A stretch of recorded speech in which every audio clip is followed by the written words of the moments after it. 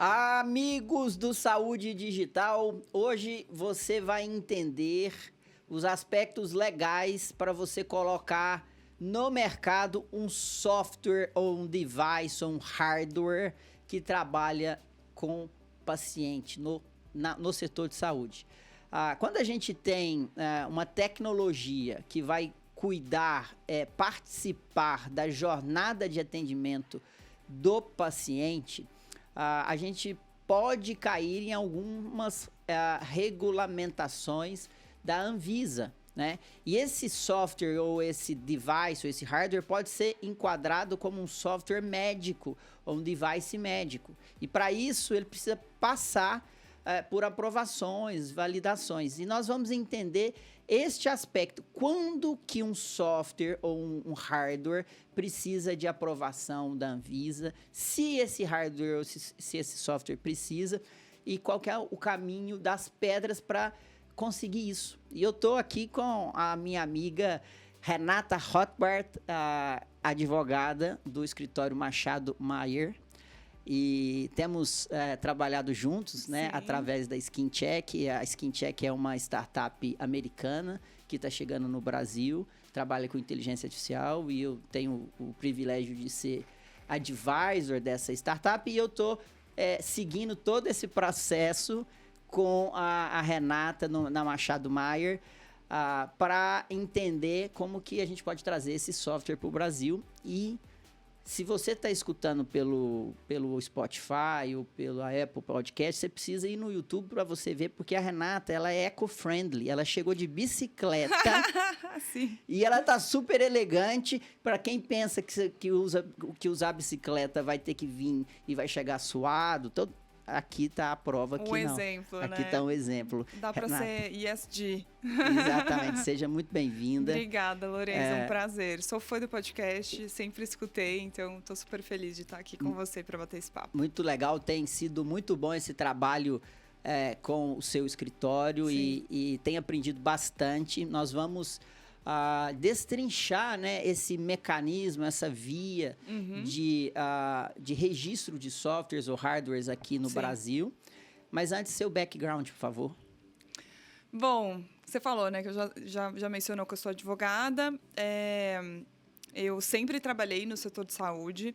Eu comecei a trabalhar com isso uns 13 anos atrás. Eu já estava mais para o final assim, da faculdade. E eu entendia que ali tinha uma oportunidade de você ter um atendimento, ter uma visão mais especializada para uma área de indústria, né? Não para aquelas áreas tradicionais, digamos assim, do direito. Então, eu sempre gostei de saúde. Na época, eu já comecei a ter contato ali com questões que envolviam judicialização, de uma forma geral, que é uma característica do nosso setor de saúde aqui no Brasil. E resolvi me aprofundar, vim para São Paulo para continuar estudando.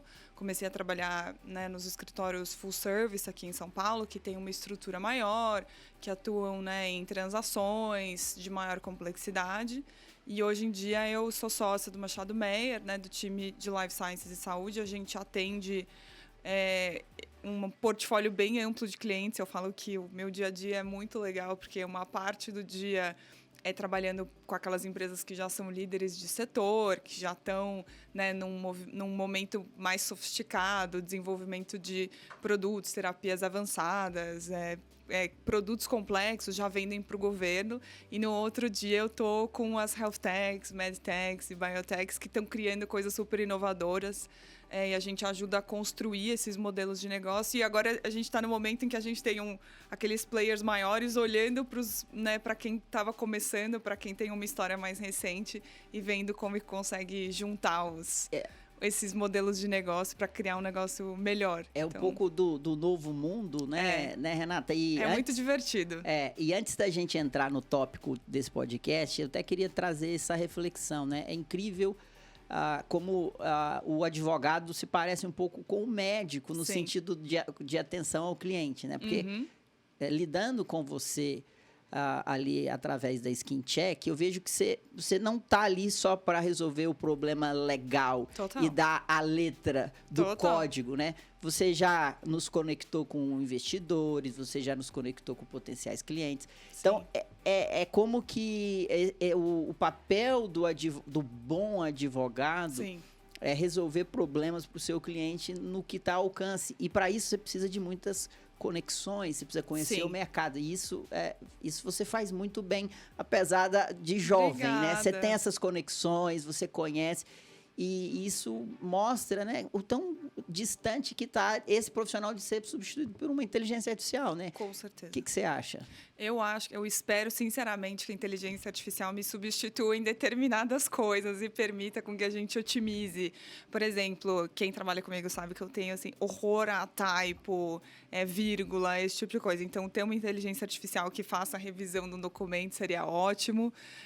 Ou outros tipos de pesquisa mais sofisticados, mas de uma forma geral, acho que eu, pessoalmente, tenho uma visão de que cada cliente, cada modelo de negócio, por mais que da porta para fora pareçam a mesma coisa, né, tenham similaridades, cada um é cada um e cada tipo de cliente demanda uma atenção específica, tem um perfil específico, né? Às vezes um cliente maior, um cliente que já é uma multinacional, por exemplo, eu tenho um determinado comportamento, eu sei que ele pode talvez ser mais conservador em relação a risco. Já para o cliente, né, empreendedora que está começando, tem riscos que são aceitáveis. Então, você tem que... Eu falo que você tem que ser flexível, assim, você tem que, sem perder, claro, a sua autenticidade, a sua personalidade, mas você tem que saber se moldar um pouco para entender até onde aquele cliente quer ir e ser parceiro, né? Ir junto nessa construção para que seja uma relação de longo prazo, né? E tem sido bem divertido, acho que participar disso com vários clientes, como a própria Skin Check, a EP Health, que já passou por aqui também, então... Bem legal. Se quiser legal. falar outros, tem a Neurogram. Tem a Neurogram também. Que são tem clientes... Oncoclínicas, que veio recentemente aqui. São vários clientes da saúde Sim. desbravando esse meio. É isso. Mas, vamos lá. Entrando no nosso tema, Uhum. eu queria que você explicasse primeiro a Software as a Medical Device. Sim.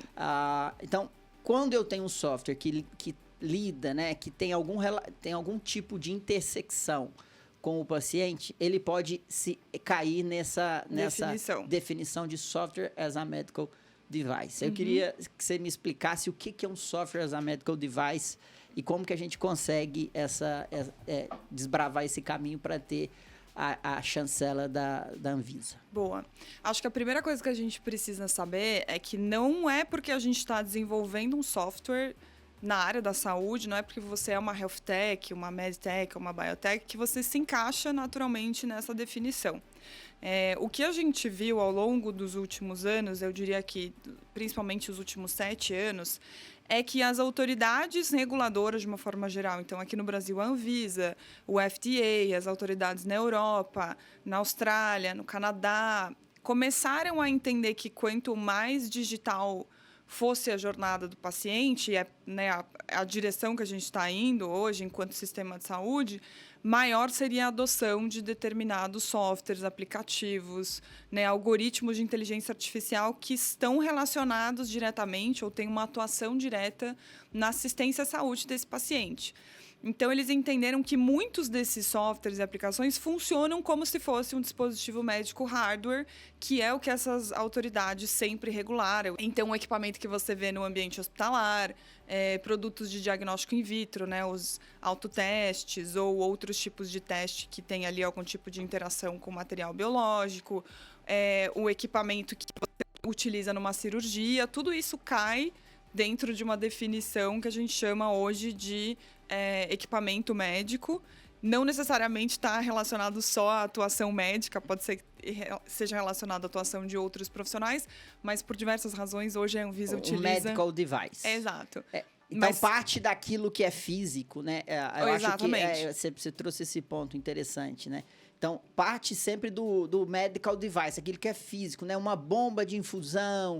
Exatamente. Desde a bomba de infusão, stent. um stent, talvez uma órtese, uma prótese, Também. até um robô, uma cirurgia para fazer uma cirurgia robótica. Exatamente. Aquilo ali vai ter que passar por um processo de validação, certificação. Assim como acontece com os medicamentos, né? Sim. São categorias diferentes, com regulações diferentes, mas porque são produtos considerados de interesse da saúde ou relacionados à saúde, a Anvisa tem essa atuação que é no sentido de garantir basicamente 3 aspectos, né? No caso de medicamentos, qualidade, segurança e eficácia.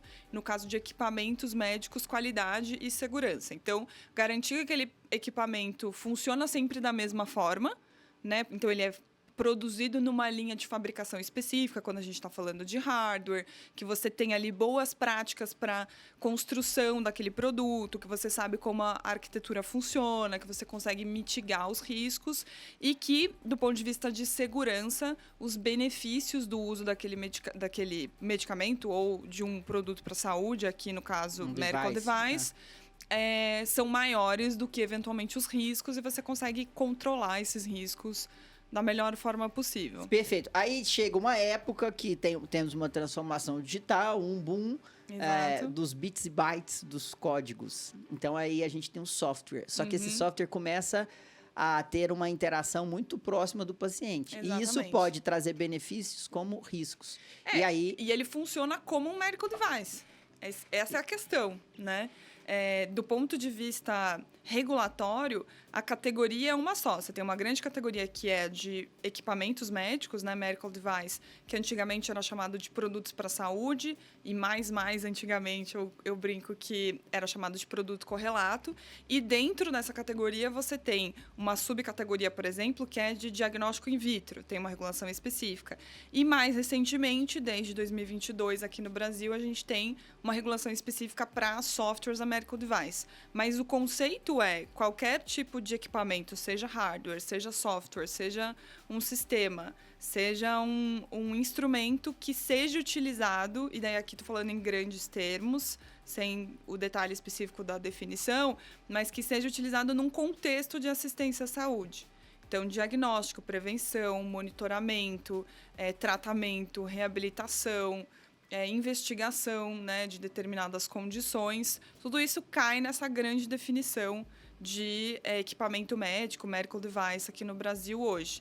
E o impacto disso é que, para você colocar esse produto no mercado, assim como no caso de um hardware, um software precisa obter determinadas aprovações perante a Anvisa para justamente demonstrar os 2 aspectos que eu mencionei, a qualidade e a segurança para uso no Brasil. Vamos dar um exemplo. Lá nos Estados Unidos é o FDA, né? Exatamente. Aqui no Brasil, a Anvisa. Exato. E aí, agora, Renata, eu resolvi criar um software que funciona nos smartwatches. Funciona no Garmin, que é o que eu uso, funciona na Apple, no Apple Watch, tudo. E eu quero, como se fosse um aplicativo que está plugado no smartwatch. E eu quero medir, Renata, a glicemia. Eu vou só pôr uma hipótese aqui, tá? Quero medir a glicemia capilar através do meu do relógio, porque eu tenho um aplicativo que está embarcado em todos os smartwatches, que pode estar embarcado em todos os smartwatches. Sim. E eu quero trazer isso para o Brasil. E aí eu procuro a Machado Meyer para falar, e aí, o que eu faço? Esse, inclusive, é um dos exemplos que a gente sempre utiliza de softwares medical device. O próprio Apple Watch, ele tem uma regularização da Anvisa por conta da funcionalidade. E hoje em dia, mais de uma funcionalidade, inclusive, que é do oxímetro. Do eletrocardiograma. E aqui é importante, a gente sempre chega nessas discussões com os clientes. Mas o meu software, ele não faz efetivamente o diagnóstico. Ele dá um indicativo, ele dá um resultado, mas eu não faço efetivamente o diagnóstico. Para todos os fins, a Anvisa aqui tem até um entendimento um pouco diferente do FDA. Em algumas situações, o FDA entende que, porque você não tem esse diagnostic purpose claro, você está fora da definição de softwares medical device lá. Mas aqui no Brasil, e a gente já teve essa discussão com a Anvisa algumas vezes, ele entende que, ok, você não dá o diagnóstico. Até porque, se a gente olhar aqui no Brasil do ponto de vista legal, quem dá o diagnóstico, de fato, é sempre o médico, né? É um ato que está previsto como sendo um ato médico. Mas se você oferece essa informação para fins de uma tomada de decisão clínica, o suporte à tomada de decisão, seja para o paciente, seja para o profissional de saúde, você está nessa categoria de software médico, porque para que esse profissional considere a sua informação, você precisa garantir, aqui no caso para a Anvisa, de que você fez um caminho, você chegou nesse resultado de uma maneira adequada. Isso tem que olhar caso a caso, né? Sim. É a diferença de ponto de vista do FDA e da Anvisa, mas no caso aqui do meu reloginho, do meu aplicativo para medir glicemia, né? Porque se o paciente ele vê essa glicemia que está sendo medida pelo smartwatch, aquilo vai gerar uma decisão. Exato. Né? E uma conduta para o paciente. Né? Nem sempre a gente tem que falar, não, mas isso o paciente não pode... Mas você já criou no paciente uma expectativa. Né? E aí, essa expectativa, ela precisa ser dimensionada e preservada. Eu estou falando no caso do meu exemplo, tá? Eu acho que tem que ser avaliado caso a caso. Mas no caso do meu exemplo, aí eu chego lá, como que é o processo? Eu tenho esse aplicativo que funciona nos smartwatches, ele mede glicemia capilar e eu quero buscar a validação da Anvisa. Aí, o que a gente precisa entender? Que acho que essa é a primeiro input que eu dou para os clientes de uma forma geral. Sim. Sempre tem mais de um caminho. Perfeito. Né? Acho que não é uma linha reta, você tem sempre algumas alternativas do ponto de vista de estruturação desse modelo de negócio. Mas o que você precisa entender é que a regra geral estabelece que quando você se encaixa nessa definição de softwares a medical device, e daí aqui talvez eu possa até dar alguns outros exemplos, né? Além desse que você trouxe, que é super didático, e do Apple Watch e outros smartwatches que estão regularizados hoje, a gente tem, por exemplo, softwares que fazem o cálculo da quantidade de medicamento que um paciente precisa ingerir, um software que... De alimento? De quantidade de alimento ou de medicamento? Alimento ou medicamento, se também? isso for feito num contexto de assistência direta, né? Um software, por exemplo, que automatiza uma linha de cuidado. Então, um software que vai ali encaminhando o paciente para situações específicas dentro de uma linha de cuidado pré-definida. Um software que faz, por exemplo... uma avaliação com base no algoritmo ali que está sendo treinado. Pacientes com XPTO características tendem a responder melhor para aquele tipo de medicamento e a gente recomenda que esse tratamento seja iniciado em até tantos dias do diagnóstico. Tudo que envolver alguma forma de automatização, em radiologia, por exemplo, os PACs podem ser considerados softwares a medical device, os softwares que fazem a leitura, né, de exames, por exemplo, de imagem, podem ser considerados softwares a medical device. Então, tudo que tem ali, de alguma forma, uma atuação direta nesse campo da assistência vai se encaixar nessa definição. E daí o outcome disso ok, me encaixei aqui, o que eu preciso fazer? Então, primeiro passo, quando eu procuro o seu escritório, você vai me ajudar a entender, você vai me apresentar os potenciais caminhos para eu colocar o meu software no mercado. Exatamente. Então, o primeiro passo é esse. Você vai falar assim, tem esse caminho aqui, que ele é mais longo, ele é mais caro, ele é mais trabalhoso, mas ele é a solução definitiva. Quando você chegar lá, pronto, você já está com o carimbo da Anvisa. Exatamente. Aí tem esse caminho aqui, que é um caminho mais curto. Meio do caminho, que é legal também, que é seguro, mas não é o definitivo. Então, esse é o papel da Machado Meyer com o cliente, primeiramente. Exatamente, não é isso? Exatamente. Primeiro, entender se se encaixa nessa definição e, se sim, quais são as possibilidades para você regularizar o produto, né, do ponto de vista regulatório. Beleza. Aí, no momento... Beleza. Então, a gente escolheu Aí, eu queria saber a ajuda de vocês nos caminhos. Então, eu escolhi o caminho da Anvisa, que é o mais longo, mais trabalhoso, mas é a solução definitiva. E aí, quais são esses... Então, quais são as possibilidades, né, de eu ir para esse caminho? Quando a gente escolhe esse caminho, é importante a gente saber que, por ser um setor regulado, né, as regras que a gente tem hoje, isso é algo que a gente sempre tem que manter na nossa cabeça, a gente precisa lembrar que elas foram pensadas na década de 40, 50, 60, 70, tem algumas atualizações no ano 2000, mas elas não foram, com raras exceções, por exemplo, essa regra específica de softwares médicos, não foram pensadas para essa realidade que a gente tem hoje, né, de aplicativos, de soluções. Elas foram pensadas para uma realidade de hardware, que é o que a Anvisa e as agências reguladoras, de uma forma geral, sempre regularam. Então, o que a gente tem na regulação é a obrigação, tanto para que a empresa quanto o produto estejam regularizados perante a Anvisa. Então, a primeira coisa que a gente faz, né, é um timeline com o step by step desse processo de regularização. Então, a empresa, de uma forma geral, precisa obter determinadas licenças para que ela possa atuar como uma empresa que desenvolve atividades com softwares médicos, né? E daí, na regulação, isso vai estar previsto como medical device de uma forma geral, mas se aplica automaticamente a esse tipo de empresa também. E a gente tem visto um desafio muito grande, porque como esse licenciamento se dá primeiramente em nível local, a gente vê muitas das vigilâncias sanitárias, que são as autoridades locais que fazem a inspeção, que concedem a licença para os clientes, tendo dificuldade, às vezes, de entender como regular softwares a medical device, o que é um super contrassenso, né? Porque a gente tem alguns clientes que falaram, não, eu vou por esse caminho, a gente quer fazer as coisas da maneira correta, vamos lá obter as licenças. E isso tem demorado mais tempo do que o usual, porque as próprias autoridades a nível local, às vezes, não se sentem preparadas o suficiente para fazer esse tipo de licenciamento. Mas, a partir do momento que você tem essa regularização enquanto empresa, né, com as licenças específicas que te permitem desenvolver atividades com esse tipo de produto, a gente passa para a etapa de regularização do software em si. Então, a regulação prevê uma série de requisitos e de documentos que você precisa apresentar de uma maneira organizada, basicamente com essa intenção de demonstrar a qualidade e a segurança do produto. Então, você precisa explicar como que esse software funciona, quais são as instruções de uso, em que circunstâncias você recomenda que ele seja utilizado ou não, como é que você está formatado em termos de segurança da informação, né, desses dados que vão transitar ali nesse aplicativo.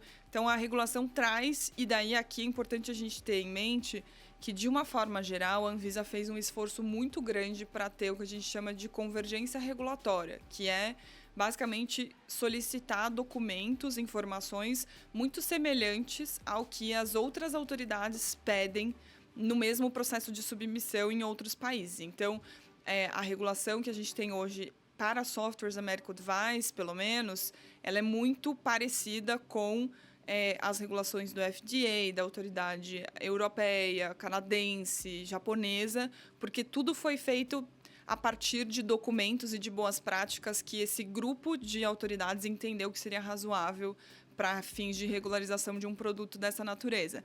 E isso é bem interessante porque marca uma mudança no comportamento das próprias agências reguladoras.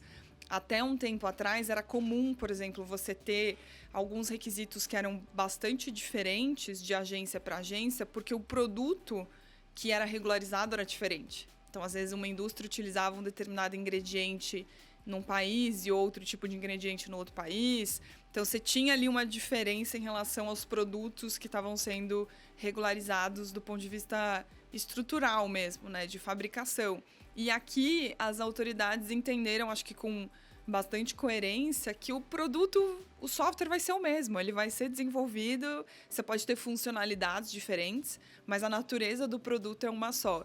Então, acho que isso é um aspecto importante da gente ter em mente, porque muitas vezes a gente fala, nossa, tudo no Brasil é mais difícil, né, mais burocrático. De fato, sim, a gente sempre pode melhorar e ter uma maior flexibilidade, fazer uma análise que seja mais baseada em risco do que tratar, né, produtos da mesma forma, porque a gente sabe que, até pela amplitude do conceito, né, de medical device, você tem produtos que apresentam maior risco, que demandam um tipo de utilização diferente em relação a outros, mas acho que, no geral, a gente está caminhando para uma regulação positiva desse produto. Eu estou entendendo, Renata, que você está me dizendo que a nossa agência ela tem um nível de maturidade nas suas decisões e aprovações semelhantes Sim. às principais agências do mundo. Sim. É isso.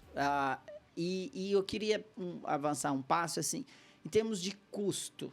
Então, esse empreendedor que está nos ouvindo, se ele vai por esse caminho definitivo, mais ou menos, tem como dar uma faixa, assim, de custo? O pagamento das taxas para fins, pelo menos de Anvisa, a nível local, você costuma gastar, sei lá, 5, 10 mil reais para fazer essa regularização. E daí aqui estou falando só do ponto de vista documental. Tá. Não envolve, por exemplo, a infraestrutura que você vai contratar, as pessoas que você vai contratar, especialmente uma pessoa que seja responsável técnica pelo serviço ou pelo produto que está sendo desenvolvido ali. Mas em termos de taxas, eu diria que você gasta mais ou menos 5, 10 mil reais em âmbito local. E as taxas de Anvisa, né, que é a última licença que você obtém, você pode gastar desde 5 até 300 mil reais, porque depende do porte da empresa. Então, a Anvisa tem faixas que elas são estabelecidas de acordo com o capital social da empresa. Então, as de menor capital social vão pagar menos e as de maior capital vão pagar um pouco mais. Mas existe um range bem grande aqui em termos Entendi. E você está me dizendo também que existe, para o empreendedor percorrer esse caminho, ele vai ter que ter uma equipe interna para montar todo esse processual, um responsável técnico. E alguém para constar essa história e juntar todas essas evidências, e que isso leva tempo e dinheiro também para montar essa equipe, correto? Sim, correto. Um outro caminho que a gente tem é aproveitar empresas que já têm essa via aberta. Eu costumo falar da barriga de aluguel, mas me explica Não deixa de ser, e assim, não tem nada de errado com isso, não sabe? tem? Eu costumo falar da barriga de aluguel. Como eu quero entrar em uma empresa que já percorreu esse caminho lá dentro, aí eu vou me associar a essa empresa. Sim. Então, quer dizer que ela está me emprestando a barriga dela para eu gerar o meu filho. No caso, as licenças, né? Isso. O nome chique da barriga de aluguel a gente chama de MA Host, né? Marketing Authorization Host, que é uma coisa que sempre aconteceu no Brasil. No passado, era comum a gente fazer isso para a indústria de uma forma geral, seja indústria farmacêutica, seja medical device. Então, empresas que queriam comercializar os produtos no Brasil, mas não queriam ter uma infraestrutura local. Né? Não queriam ter que estabelecer uma empresa, obter essas licenças que a gente mencionou para comercializar os produtos. Então, era comum você ter essa relação com os MA Hosts, que são nada mais do que empresas que já têm essas licenças obtidas. E daí aqui é importante, né, quando a gente avalia essa opção, garantir que as licenças que a empresa tem sejam as necessárias para o seu tipo de produto, para as suas características. Mas, com base nisso, ela passa a ser a responsável sanitária, digamos assim, desse produto perante a Anvisa. Então, você tem que compartilhar o dossiê do seu produto com essa empresa para que ela faça a regularização em seu nome e obtenha a notificação ou o registro, né? Porque quando a gente fala especificamente de medical device, inclusive software, você tem 4 classes de risco que a Anvisa estabelece. Então, classe 1 é de menor risco, 2 meio termo, 3 já começa a subir um pouco e 4 é o de maior risco. Justamente porque, né, um glicosímetro, por exemplo, não tem o mesmo risco de um equipamento que você utiliza em circunstâncias específicas, porque tem radiação. DEA, por exemplo, um desfibrilador Exato. Que vai junto ao coração e se ele falhar, o paciente pode Uma prótese morrer. Tem uma classe diferente de um autoteste. Então, a Anvisa estabelece ali na regulação 22 regras gerais e você vai encaixando o seu produto de acordo com essas regras. Não dá para você escolher qual regra você se encaixa. Você tem que, a partir das funcionalidades do produto,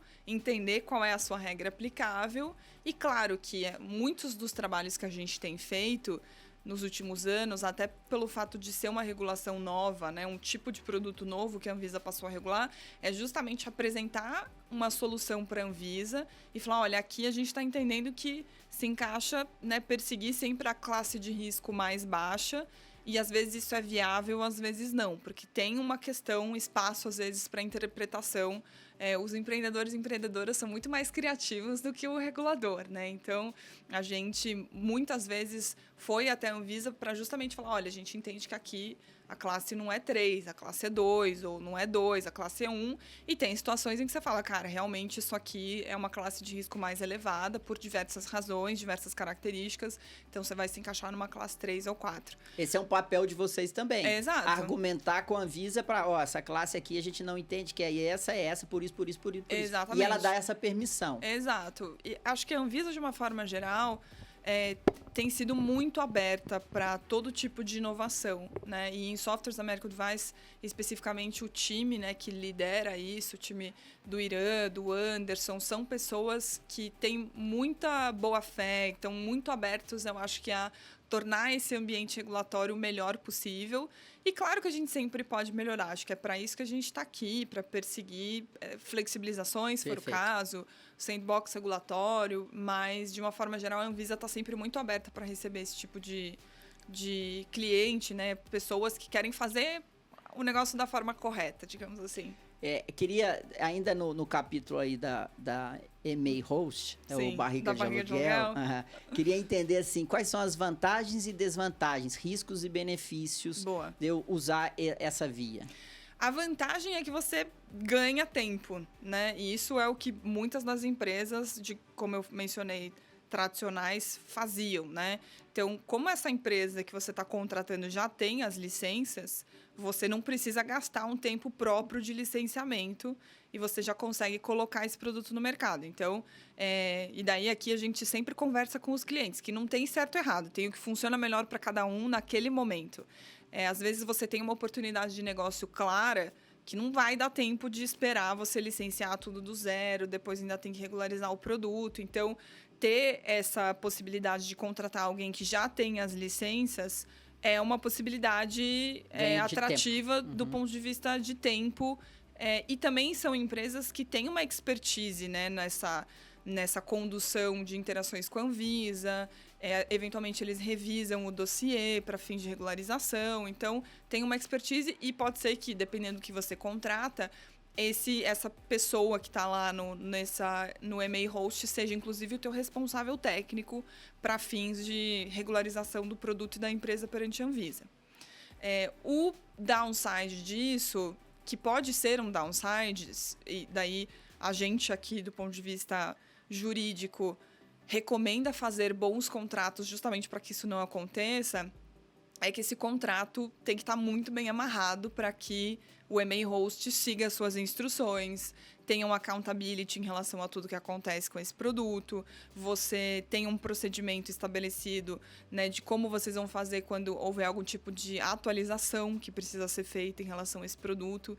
E isso eu acho que, especificamente para softwares da Medical Device, é cada vez mais crítico, né? Porque assim, muda muito mais rápido do que um medical device hardware. Então, você tem novas funcionalidades, novos ajustes e essa etapa em que o produto já está no mercado, é muito importante você continuar avaliando se o produto permanece o mesmo e na mesma classificação de risco, ou se eventualmente você vai ter que mudar a sua classe de risco, passar para um outro processo de regularização para manter, né? Eu falo que o processo de regularização do produto para colocar no mercado é só a primeira etapa da brincadeira, né? Durante todo o ciclo de vida do produto, você precisa manter isso regular. Então, essas atualizações podem requerer novos pedidos de regularização e eventualmente, situações em que o uso desse software traga um risco, pode, inclusive, requerer que a empresa tire ele momentaneamente do mercado para corrigir determinadas falhas. Perfeito. O FDA, inclusive, tem estatísticas que a maior incidência de recall hoje em dia em medical device é justamente na categoria de softwares da medical device, porque isso muda tão rápido, você tem novas funcionalidades, novos usos, né, sendo feitos para esse produto, que você precisa ocasionalmente tomar precauções para garantir que ele vai continuar sempre oferecendo mais benefícios do que riscos. Se eu entendi bem e para eu tentar ser mais pragmático, quando eu uso uma MA Host ou uma barriga de aluguel, eu tenho um risco, assim, porque eu estou entregando a minha propriedade intelectual para um terceiro. Exatamente. Então, esse contrato precisa ser muito bem amarrado para que esse terceiro não tire benefícios da minha propriedade intelectual, que é o combinado. Por isso que tem que estar bem a importância de construir um contrato bem amarrado. Né? Para que ele não use de uma forma diversa da que você quer que ele use. Né? Acho que esse é um risco que existe e que é sempre mitigado com o contrato, né? Ou a própria exposição em relação ao uso do produto, né? Assim, como você vai constantemente receber, por exemplo, comunicações, solicitações da Anvisa, esse contrato ele precisa estar amarrado no sentido de que essa pessoa vai estar lá e vai ser diligente, porque senão você ainda corre o risco de perder aquela notificação, aquele registro e ter que tirar, ainda que momentaneamente, o produto do mercado. Então, sensacional. Prós e contras. Prós e contras, mas por isso que é muito importante, né, aprofundar e estar próximo de profissionais que vão te ajudar a desbravar esse novo mundo, esse caminho que eu acredito que cada vez mais frequente, né, o software as a medical device, isso cada vez a gente vai ter mais médicos prescrevendo softwares para os pacientes. Exato, né? Como uma terapia digital, né? Exato, e há pouco tempo eu fiz uma palestra na SOCESP, na Sociedade de Cardiologia, fiz um levantamento de o quanto esse mercado de software as a medical device cresce, o volume de dinheiro que isso gera no mundo atualmente, e o tanto que isso já está acessível hoje, agora, para você que é médico, está nos ouvindo, está nos assistindo. Provavelmente já tem algum software que é permitido, que você poderia prescrever para o seu paciente, principalmente onde a gente ainda está no nível de melhorar estilo de vida. Então, assim, softwares que melhoram, que promovem mudança de estilo de vida do paciente, geralmente são bons softwares e que não geram tanto malefício, ou melhor, o benefício que ele entrega é muito, mas muito maior do que o malefício que ele pode ocorrer nesse paciente. Né? Então, nessa revisão que eu fiz, fica claro que toda doença, Renata, você deve saber disso, a primeira coisa que tem é mudança de estilo de vida. Tudo que você tiver... mudança de estilo de vida. O que é? Emagrecer, fazer atividade física, dormir bem, alimentar bem. Então, esses softwares, eles estão ajudando muito os pacientes nesse caminho, né? E daqui a pouco a gente vai ter, de fato, terapias digitais. Terapias que vão funcionar exatamente como um remédio. E esse eu acho que é o próximo passo nosso. Mas a importância de você que é médico, que nos assiste, que nos acompanha, um pouco do porquê esse podcast existe, né, para te atualizar, é entender que isso vai fazer parte da sua caixa de ferramentas, isso vai fazer parte de como você entrega um bom atendimento para o seu paciente. Então, pessoas, médicos, profissionais de saúde, que não estiverem atentos a essa realidade, a esse tema que a gente está conversando, é como se eu não tivesse atento ao novo tratamento da pneumonia. Exatamente. Eu não sei quão muda o tratamento da pneumonia, mas se sair um antibiótico novo e eu trato pacientes que podem ter pneumonia, eu tenho que estar up to date com esse tratamento. Né? E isso é um novo mundo que o profissional de saúde, o médico, as pessoas que trabalham na saúde precisam se adequar. E eu acho que até é importante dos profissionais saberem disso para entenderem quando que essa terapia vai ser segura ou não, né? Esses softwares se encaixam nessa definição, se eles estão regularizados ou não, se por alguma razão está fora disso aqui, né, que a gente está falando. Por exemplo, softwares que são puramente bem-estar, possivelmente estão fora dessa discussão, dessa definição de softwares na medical device. Perfeito. E, portanto, porque daí não tem, de fato, um impacto direto ali para fins de assistência. Mas saber que isso passou a ser regulado, né, de uma forma mais enfática, e que você tem uma autoridade olhando para isso, também eu acho que é um momento que a gente está vivendo para que os profissionais se sintam seguros ou seguras de recomendar isso de alguma forma, né? E levem, de fato, benefício para o seu paciente. Exato. Porque se você não conhece esse novo mundo, que você só está fechado no seu mundo tradicional, como de fato você vai poder entregar valor para esse paciente? Muitas das vezes esse paciente ele vai chegar te pedindo já. Exato. E aí você tem que saber, cara, isso é bom. O que é isso, né? O que é isso? Isso não funciona, isso funciona. São mudanças, evoluções da medicina e que a gente precisa se adequar. E na própria construção desses aplicativos, desses softwares, eu tenho visto que quando você tem um médico, uma médica, um profissional de saúde ali junto no desenvolvimento desse produto, você tem uma outra perspectiva, né? Eu acho que a beleza da saúde está muito ligada a essa multidisciplinariedade em qualquer coisa que você faça, mas eu vejo de uma forma muito clara que, principalmente os médicos e médicas que estão saindo agora da faculdade, que têm um contato maior, uma receptividade muito maior à inovação do que o pessoal mais velho, e que estão participando, né, em health techs, em med techs, na construção de modelos de negócio que podem virar um software médico. Eles trazem uma expertise, eles trazem um cuidado ali em relação ao desenvolvimento do produto e como aquilo vai ser utilizado na prática, que é muito valioso, né, para um product market fit, para você pensar em como estruturar uma transação, uma parceria com alguém que vai passar a utilizar o seu produto ali na ponta, para fins de investimento, eles têm uma visão muito mais clara de que em determinadas situações você vai ter que fazer um ensaio clínico, você vai ter que demonstrar ali uma validação clínica, né, do uso daquele produto, e isso só contribui, não é fácil, não dá para a gente tá aqui dizer que o negócio é simples, porque tem regulações, tem prazos, tem, né, é difícil, mas você se manter ali e perseguir esse caminho, mas eu acho que vale a pena. Acho que a gente tem visto que quem vai nessa direção hoje está colhendo os frutos e eu sempre brinco que, assim, 5 anos atrás, se você me perguntasse o perfil dos clientes, a maioria ia falar, cara, não quero passar nem perto de softwares da Medical Device, quero ser o menos regulado possível, não quero ter que ter licença, nem nada nesse sentido. Mas essa é a regra do jogo quando você atua em saúde. E ela é a regra do jogo há muito tempo. Um estabelecimento de saúde precisa de licenças, né? O profissional está regulado pelo próprio conselho.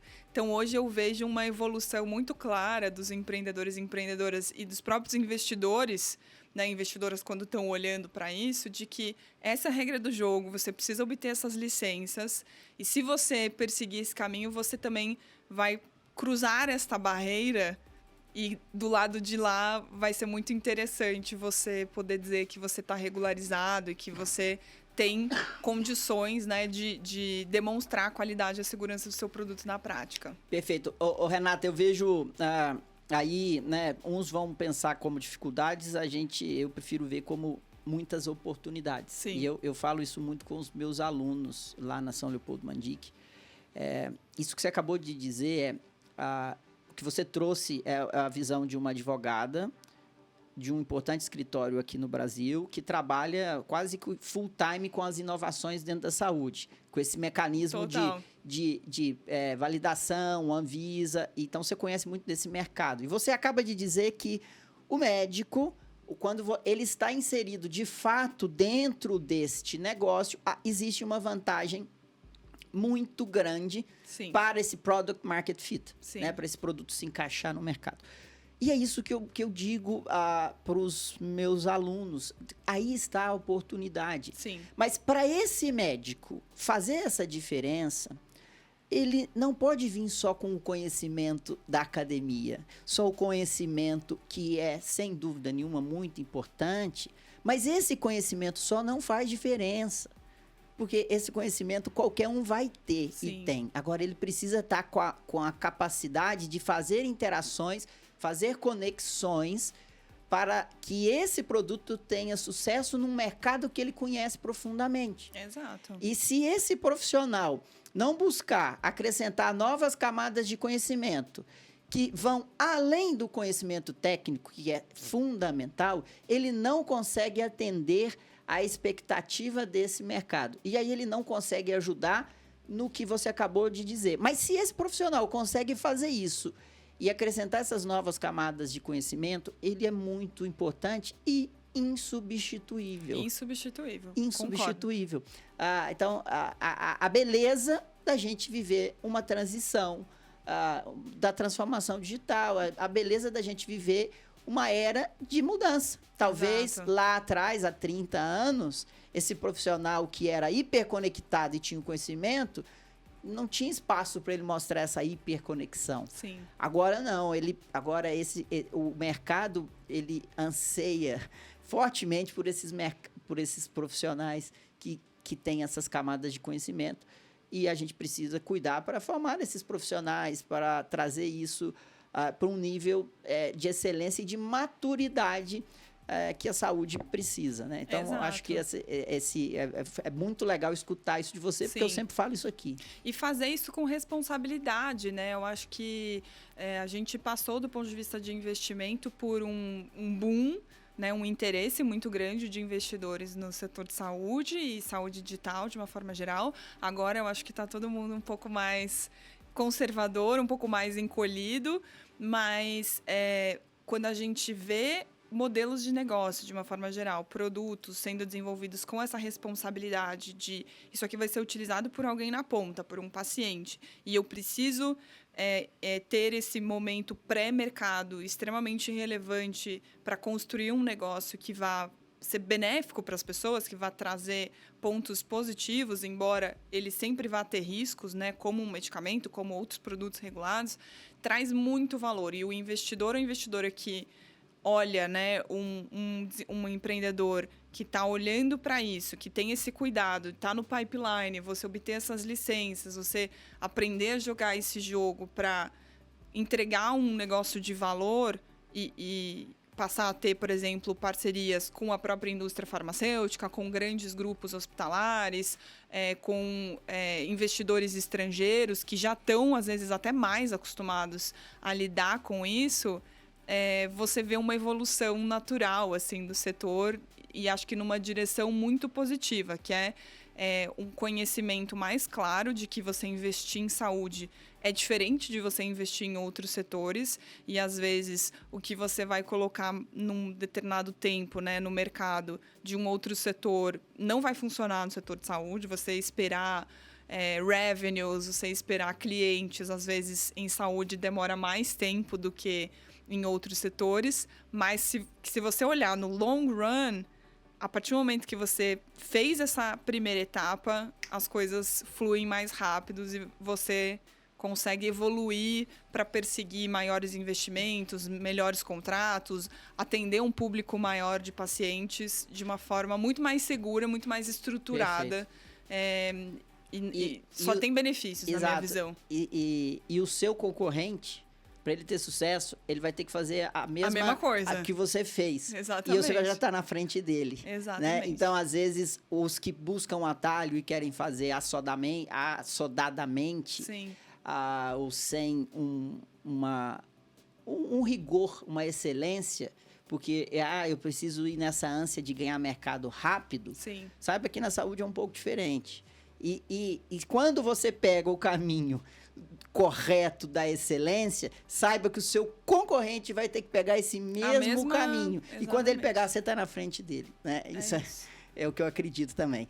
Renata, excelente papo, seu conhecimento é muito legal, e a forma como que você resolve o problema também para o seu cliente. Então, obrigado por você ter participado aqui conosco. Imagina, é um prazer. E estamos juntos aí para desbravar esse mundo da tecnologia, da inovação na saúde, que estamos apenas começando, Renata. Isso, tá só agora que tá ficando legal, né? Está ficando legal. Obrigada. Valeu. Um prazer. Igualmente. Pessoal, é isso aí. Como sempre falo, me passe seu feedback. Fala para mim qual outro tema você gostaria de ver aqui. Estamos no YouTube, em todas as plataformas de podcast, Spotify, Deezer, Apple Podcasts.